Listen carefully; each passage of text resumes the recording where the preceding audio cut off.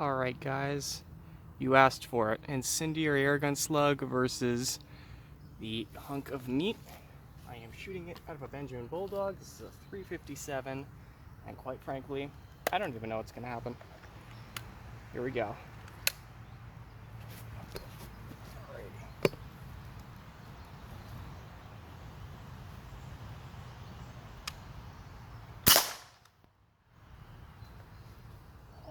Well, that slapped real hard. Let's go see the damage. Okay guys, so no signs of explosion or anything like that, which, I was 50-50 on whether or not that would happen. But regardless, even without the incendiary, they are still hollow points. So, as you can see, this meat got shredded.